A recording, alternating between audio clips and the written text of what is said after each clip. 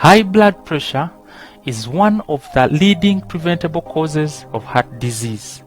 It can damage the functionality of your heart suddenly or progressively to the level where your heart has failed and it cannot do the initial activities it used to do. Remember, your heart is very important. It sends blood to the different parts of your body so that they can do the different activities that they do. So when your heart fails, it means the different parts of your body will not be receiving enough blood. And when that happens, you will not be able to do the things that you used to do. For example, someone who used to walk a long distance, you realize just walking from your house to the main road or to the compound, you feel breathless and tired as though you've been walking for 5 hours. So when you have a high blood pressure, this is what happens. The blood vessels become thick and the size in which the blood passes within that blood vessel reduces.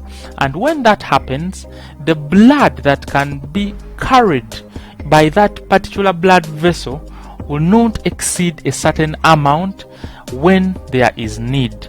At the time when you are stressed, when you're scared, when you start engaging in strenuous physical activities, the demand for the blood increases in all the parts of your body, but especially the ones participating in that particular activity. And that calls for these blood vessels becoming bigger in size or widening to allow more blood to flow. But when it is already stiff, it is already small, that big amount of blood needed will not be able to be delivered. And when it happens to the heart, because even the heart has its own blood vessels, when you are overworking, the heart starts to also overwork so that it can send enough blood to the body.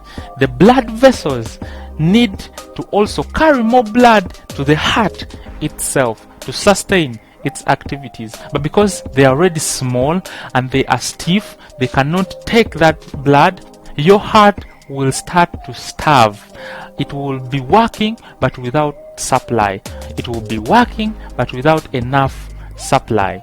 And when that happens, you start feeling a lot of chest pain. But why? Because you had a long-standing uncontrolled blood pressure.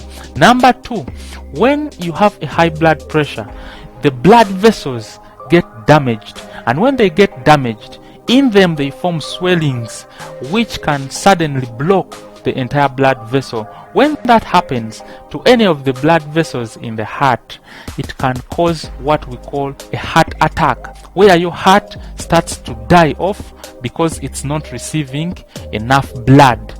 Number 3, when you have a high blood pressure, the heart will be working a lot to overcome that high blood pressure. Think about it like pushing against 5 men and pushing against 100 men. Of course, you need more energy when it comes to pushing against the 100 men. That's what happens. When your blood pressure is high, the heart has to put in extra effort to push the blood against that high blood pressure.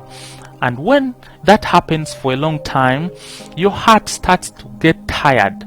And it reaches a point where it's actually so tired, just sends very little blood at a time, which is not enough to sustain your physical activities. That's the time when we say you have a heart failure. And those are the people who are not able to do a lot of things. There are different stages even as your heart fails.